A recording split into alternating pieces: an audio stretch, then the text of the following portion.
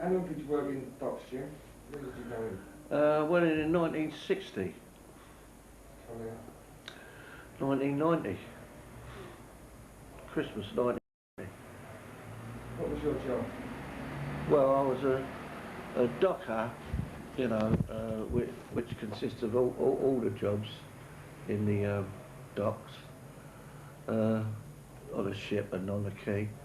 But I took up crane driving for a while, and for about 20 years I was on and off doing everything, like crane driving, stacker truck driving, clamp truck driving, these big units that pull and push lorries, you know, container lorries and that, and you pull and push them off the roll-on and roll-off ships, you know, and mainly articulating it down, but they was called Tugmasters, big things, massive things, and they had platforms which would hold up to sort of like anything from 100 ton, and it had a gooseneck on the back. It was a massive thing, and it used to go into a slot into the trailer, and you hoist it, well, you know, and it all by mechanical. Lift it off the front was no wheels, but the rear had wheels. So you lifted it up, and you pulled it off the ship fully loaded, and another one would follow, come behind you and go in, and it'd get it loaded, and you'd all day long round and round, on and off the ship, taking it to different sheds. That was at Convoys Wharf, Deptford, for the last 10 years of my dock career, really. Some crane driving must be a skilled job. Oh yeah. Hold on, what? Excuse me. Yeah. Shop mobility, may I help you?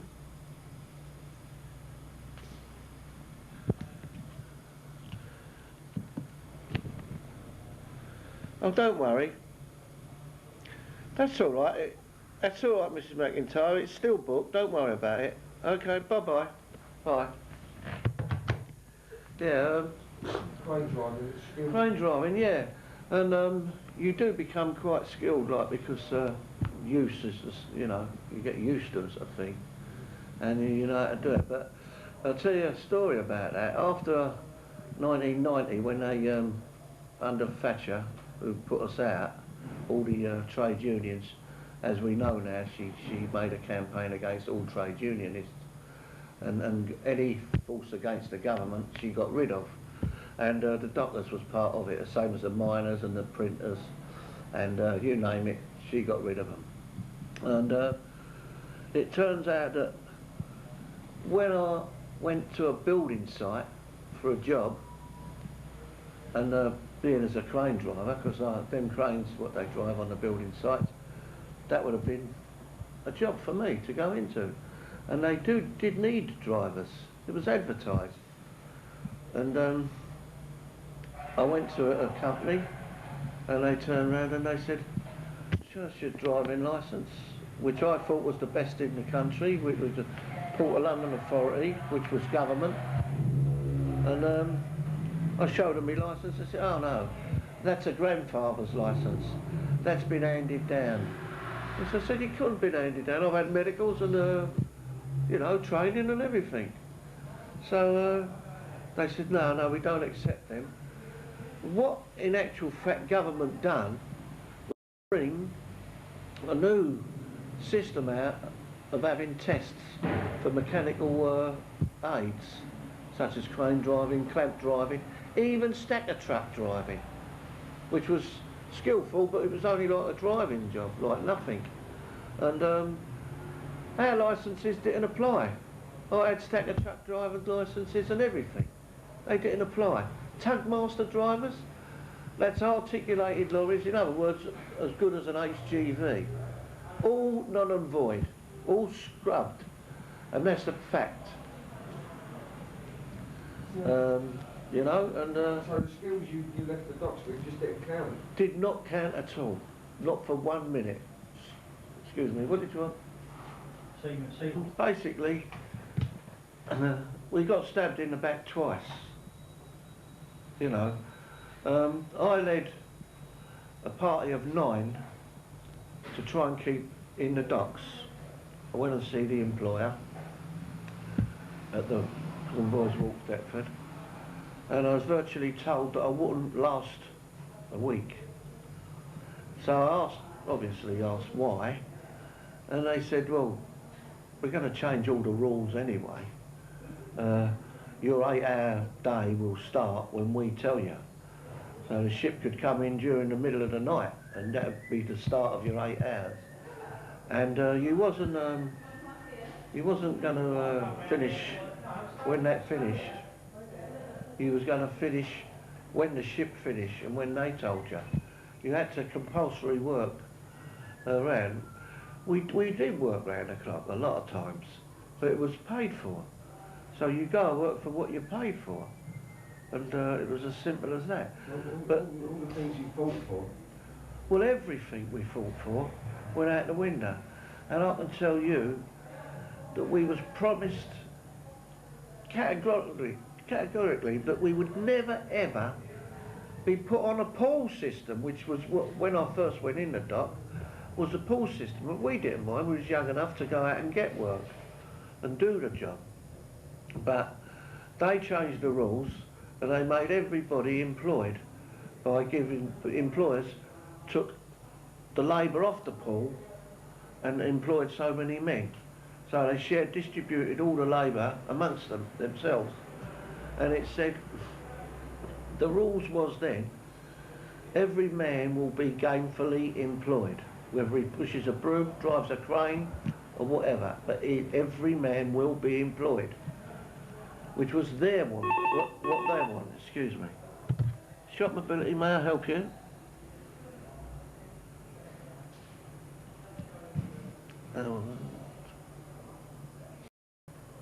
Yeah. What name and number, please? 88 HAYMAN.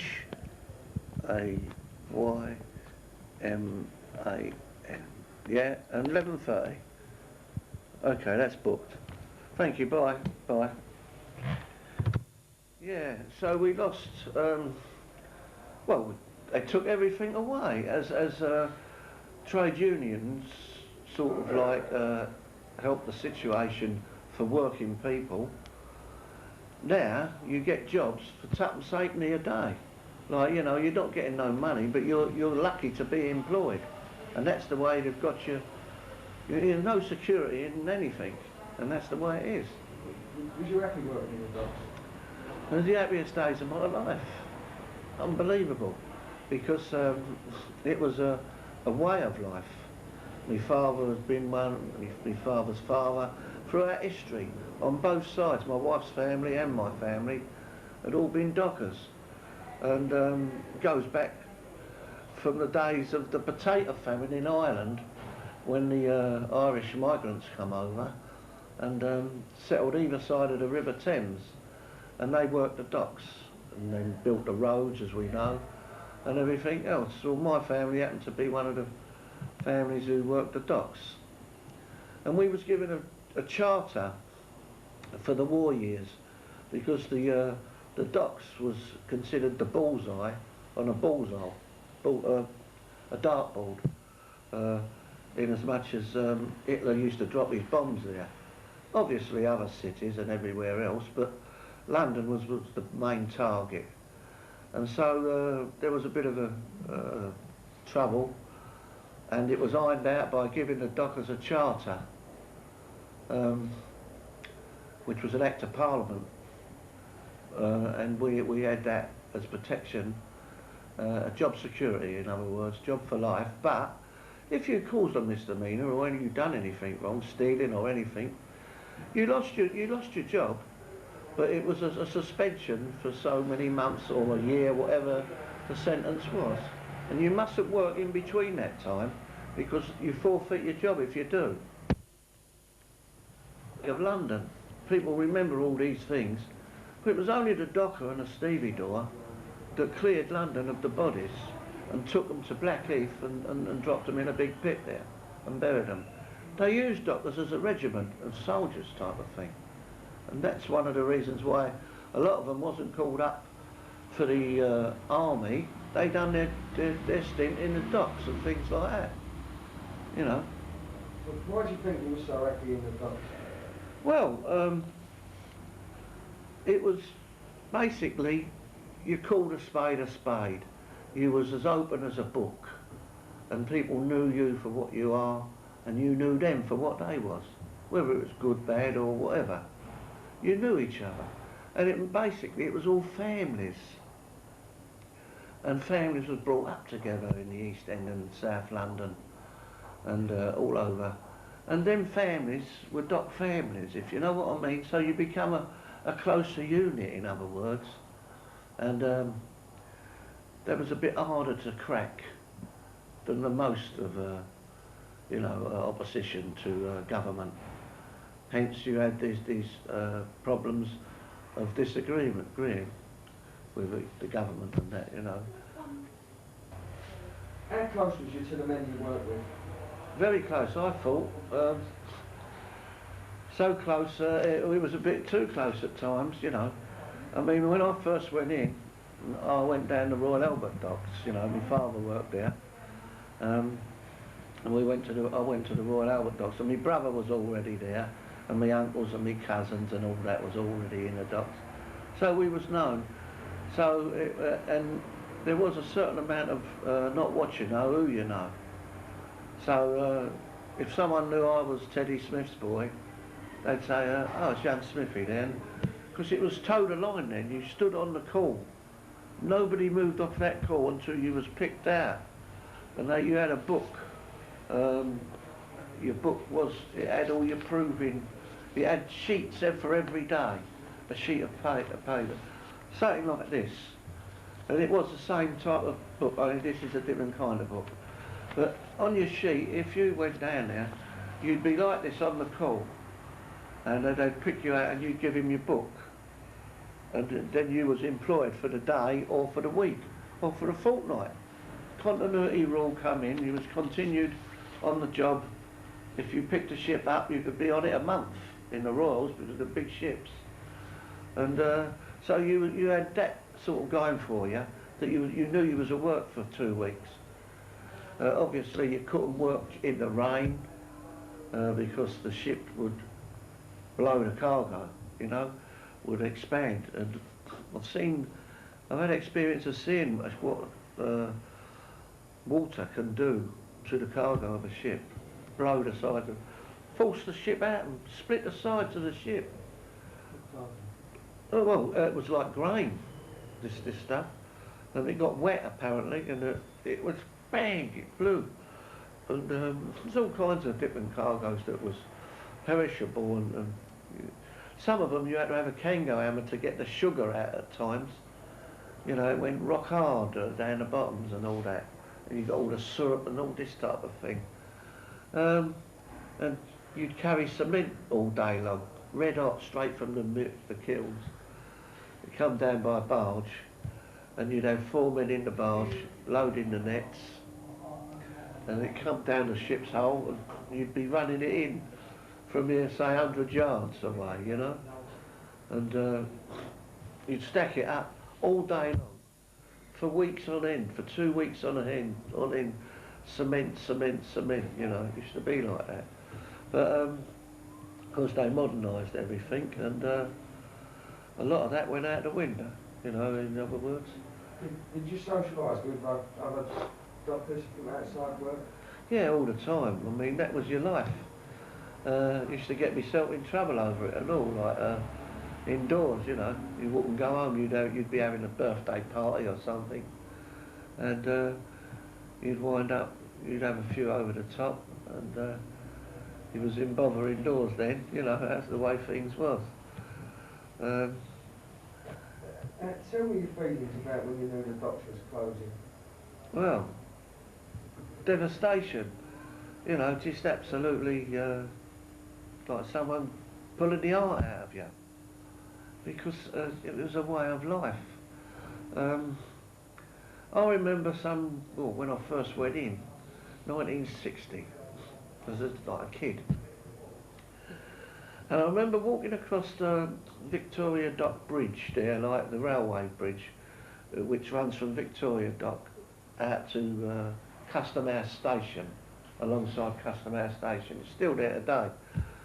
And the trains was steam trains pushing and pulling the cargo wagons, you know, the shunters.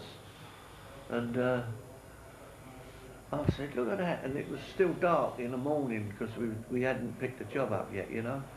And I'm walking across and I said to them, look at that sight, it was a red sky and there's clouds, you know, and you could see everything just sort of like coming to life. And I said, look at that, that's a picture and a half. And the fellow I was with was an old man. He said, don't worry, he said. And he was sort of like, they could work over 65 years of age then. This man was 70. His name was Sparks. I'll never forget him because we wound up working in a barge together and there was 300 weight bags of sugar, very heavy. And you was strong, young and strong, but he had a neck. He kept his overcoat on, he didn't even sweat. He had a neck. Dip one, roll one, and put one, you know. And we did, well, I was working hard because I had the tools, lifting one end to put the rope under. He'd slash the rope under, but he taught me how to do it. But the words he said on this bridge was, this work will be here when me and you, or when you are dead and gone. He said, there's work forever here. He said, that's all you want in life, is a job and the security of having a job. But even so, every day, when I went down that call, I was insecure. I was on the poor, I never had a job. I had to get on and get me job. But the relief every time you got picked up off that road, you knew you was working. It was just like getting employed and you got a job, you know. You knew you was going to get a week's wages, you know. Why do you think the dock's closed? Well, a lot of, apart from modernisation, we was a thorn in the side of any government, whether it be Tory or Labour, what they called a thorn in the side. But I maintain, if they're fair with people, people give a fair day's work for a fair day's pay. That's what I maintain. But we was always willing to fight for what we believed in, and we would support others in regards of nurses and firemen even. You know, we'd support them as a gesture, not for a long-term situation, but to show that we had unity with them. And I believe that if all trade unions was like that, and the governments was fair to people instead of being greedy, because when you do look into it and realise what's coming out of it, you were still only getting a pittance. But it was a fair pittance. You went to work for that and you got that. And it was as simple as that. You know, I always, Jack Dash used to say, a fair day's work for a fair day's pay. Yeah, that was all he ever wanted. That man, I don't know if that you do know about him, obviously, but he lived upstairs to me, you know, in Stepney, in the flats, and one of my particular jobs was to take him down a dock of a morning, and you know, if he was to see him the night after the job's finished, come home with him. But he was quite a character. Oh, excuse me. Shop mobility, may I help you?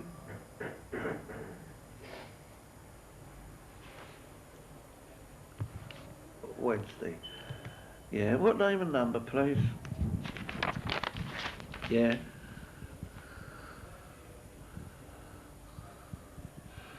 Oh, yeah. 254. Oh, what?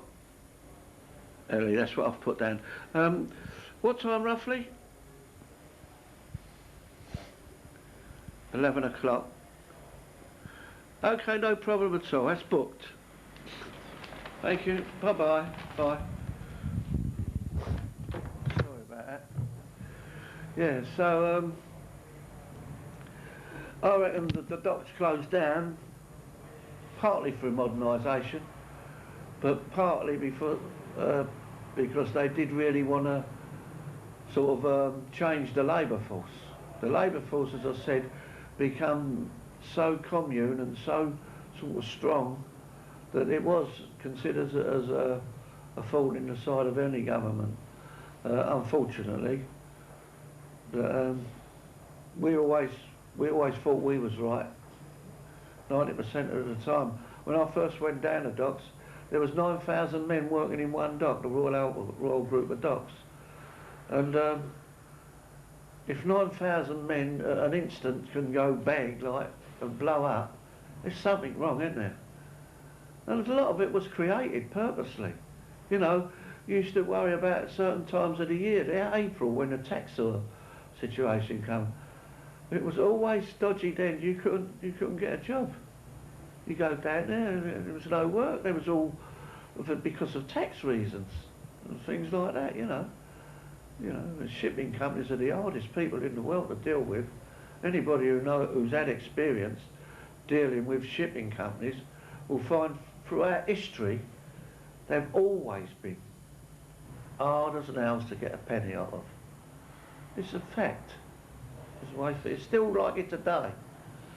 Were you able to find work easily after leaving the docks? No, I had 10 months out of work, and I was climbing up the wall actually. As I told you, all my licences wasn't recognised, and I'd sort of been indoctrinated that we had to go to work, which was the way of life we had. And one of the things that was said to us, there will never be an unattached, like a pool, unattached to a company again. And of course, the first thing that happened, it wasn't agreed by the unions, but private enterprise stepped in, like young entrepreneurs, and began their own pool. They started their own pool of ex-dockers. It's still going today. And I don't know why the trade unions, they can't sanction it, because their policies are to have controlled pools. But naturally enough, these pool situations, your friends are in first, after yourself. I mean, you can put yourself to work if you own the pool, Sunday after Sunday, and Sunday is overtime, it's still recognised as double pay situation. So if you're in control, or your friend is in control of the pool, it's you, not you, not you, not you, but you know. Again, it started all again. The Victorian days was coming back, and they're back. What jobs have you had since you've left the dock? Well, I've always been pretty stable, and this is my first job. After 10 months of being unemployed, this place opened up in Bromley, like this is the Glades, Bromley, and I was the third man in the queue to be interviewed. Got up early and went and waited at the place where they was having the interviews, and I got employed. And I did put down for anything, maintenance, anything. I just wanted a job, you know. Have you ever been exactly in this job that you was in the docks? No. Job in the docks? No, no. You're never happy, because you still relate to what you know, and you are. There was, as I said about the comradeship in the docks, we've got a lighterman works here, and me and him could look at each other and know what we're thinking. But with the others, they're nice people, don't get me wrong, but it's a different language. We still got dock language, me and him, and we know that we can go as far as we like with each other, and in jokes and things like that. But when you don't know a person, which is what you come across in other jobs, you don't know. Right? You didn't say you knew everybody in the docks, but they knew the way of life and you knew the way of life. But here you meet so many different characters you wouldn't dream, honestly. Believe you me, there's some right odd marks and some right good blokes, like, you know. But in a general, I get on with anybody anyway, like, you know. I make a point of being sort of like that way, friendly. Do you miss working in the docks? Yeah, I do actually. I miss it. Well, that could never happen in Dockland. That never could happen in Dockland. They'd respect what was going on, and they would just walk, you know, boom, away. But here, I mean, we've had nothing but, you know, situation where people are ignorant. They don't know. But in Dockland, as hard and as tough as them people was, they knew. They had a sense of right and wrong, and they knew what you know. They wouldn't come and interfere with you when you was doing something. So, tell me about how you actually miss working in the docks. Well, I've always been pretty hard to get up out of bed of a mornings, you know. Goes back to when we was kids, my father used to come and get us out of bed and all that. And, you know, I just used to love to get up and go to bed, go to work rather. Just used to get up early and love to go to bed. Excuse me. Yeah. Can I have some change for parking? I haven't got no change, love. Sorry. Got no change at all. There's a change machine over by the other office, over in the corner. Where do I find that? Right, round the other side of Debenhams. Go round, you see Debenhams, it's the other side. The other side? Yeah, in the far corner. Okay?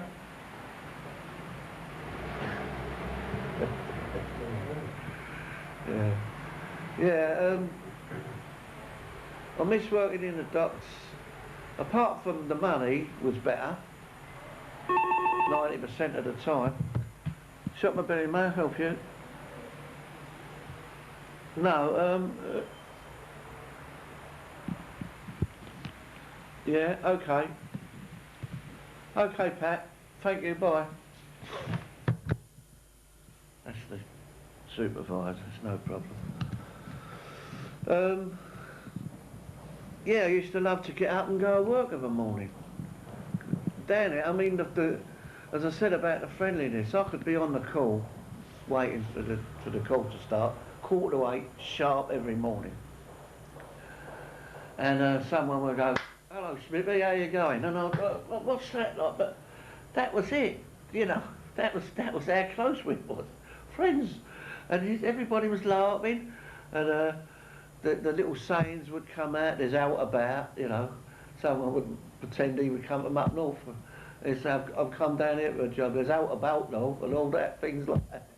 All the little silly marks used to come out, and every month the Yankee line is turning it in. You'd hear that, but they'd be there every month, like the same ships, you know, and all the sayings. But it was a laugh, because you went on the call, then you went to start the job, and all jobs nothing starts before 8 o'clock.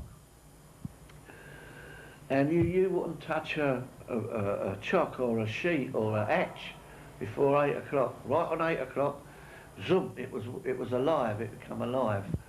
But and they used to go and have a cup of tea before they went on the ship. And all the jokes used to come out, and did you see this, and did you hear this? And it was so warm and friendly. Freezing cold, frost all over the place. But that never touched you.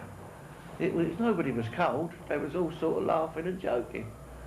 And of course the pubs opened at 6 in the mornings, and some of the harder drinkers used to be in the pub early for their pint to stop themselves shaking, you know what I mean? But that was their way of life. More the older type of dockers, like and Stevie Dawes. But it used to be wonderful to be there, colourful of it. So since we've been doing this, we've heard of instances where men haven't been able to adjust to life outside the docks, and they've ended up committing suicide. Well, Well, I know, I'm not just saying it off the cuff, I know at least half a dozen. I know at least half a dozen. And one done it just before, well, two of them done it just before the docks closed, like they got shut out. Hung themselves. I won't mention no names because it might hurt people who know them, like, you know. And couldn't handle it. And then since the docks closed, there's been untold. I mean, well, and sometimes I try to analyse it, and I do look at each side of a story before I'll give my opinion. I consider that I do that anyway. And one of the things I've always said, and I keep getting back to Mrs. Thatcher, but she done more damage in this country to me than Adolf Hitler did. And he was dropping bombs all over the places. And she done more damage, in my opinion, and people are still not over it. People lost businesses. She encouraged people to buy their own council houses and places and flats. They put all their savings in, all their severance pay and their savings into buying their places. And then she put them out of work. So what did she do? She repossessed the houses, not her in particular, but the system. Repossessed the houses, took all their savings, and so what would they do? Weaker-minded people, they hung themselves, a few of them. And they're the people I'm talking about. And so, when they say Baroness Thatcher, you know, that is the height of hypocrisy. And I've studied a little bit of English history. But it seems in time gone past, I'm talking about English, people say British, I blame the English, because the English was never ever fair to their people. That's why they won 90% of their wars. But they were never fair. They what they call press-ganged people. I mean, and that's not too far back, you know. It's 100 years or so, press-ganging and all that. And when they didn't press-gang them, they put them at work and give them a penny a day or whatever. So the English, what I know of England and what I've seen and studied about England, I ain't frightened to say it, they've never treated their working classes fair. And that's what we cannot seem to get. Fairness. It's so easy to be fair. And you feel better if you're fair to each other. What do you think that the closure of the docks has done to those sort of the community spirit in those dock areas? Well, whereas you used to be able to walk in a pub and people would, hello, send you a drink over, you cannot do that no more. They can't do it, there's no money about. I mean, some weeks you'd have nothing and you'd go in and someone would buy you a drink and you'd say, no, I can't put it back, and I say, leave it out. And the next week you go in there, you put in one, and he might be in the same boat. And that was the closeness. If he hadn't got, someone would give him or lend him or bung him or something. And that was like the family sort of like units. That was the closeness of the dockland. But I know for a fact in certain areas in the East End of London, and I don't care offend or please, they integrated a lot of problem families, what they call problem families. Instead of sort of like straightening it up and ironing it out, there was a block of flats in Wapping and they were spotless and marvellous, you know, painted the doorsteps and the windows was all clean, hanging gardens like, you know, baskets, beautiful old flats, but they was clean and looked after. All of a sudden a couple of problem families, they become vacant through age, you know, people died and left her, and they moved a couple of problem families, thinking that the rest of that block of flats would sort of get them problems out of their situation. But it worked the other way. The houses started to getting broken into. They knew who it was. They knew it was the problem families. And the gas meters was robbed and things like that. And so in trying to create a sort of like, get say a carbuncle or a boil better, they built it up to a volcano. And that's what happened in the East End. And a lot of the families got out. They said, can't stand it no more. They'd been through wars. They just couldn't have it no more. So that's what had happened. Instead of it working for the good way, it worked for the other way. But what do you think of what they've done in the documents now, the redevelopments? Well, I mean, it's disgusting, isn't it? I mean, even Prince Charles, he's done enough work, hasn't he? He's having a go at the architecture of it, the Thames. Lumps of glass on the front and all that. London is London, if you can understand that. All right, it's changed since Dickens's days and all things like that. But I'll give you an example about how it's changed. In Wapping, where like the East End, during the war, there was 2 major fires, and that was bombing from Germany, right? 2 major fires in Wapping. In one particular year, or over a period of 18 months, in Wapping, there were 6 major fires. Major fires. And if that don't smell of insurance and redevelopment, I don't know what does. It's all like corruption. You know, you talk about gangsters. I've got to tell you that some of the biggest gangsters are the Royal, you know, the Right Honourables. Some of the biggest gangsters are the Right Honourables, taking backhanders and things like that. And they know it, and they know that we know it. But if that's the system, they make the rules. They make the rules. And 90% of them rules suit them. You know, we've had people going round the wrong way round roundabouts and getting away with it. The Right Honourable, you do it. They bang you up. That's about it, Jim. Is there anything else you'd like to add? Nah, not really. Obviously there's a load that I can say, and you know, I've got to sort of get into that motion of mood and thinking about it. But there was one thing I was going to say, and it's gone out of my head. But I believe, in my way of going on, that if people can be fair to each other, then we'll all be a lot happier, you know. And that's all I can say.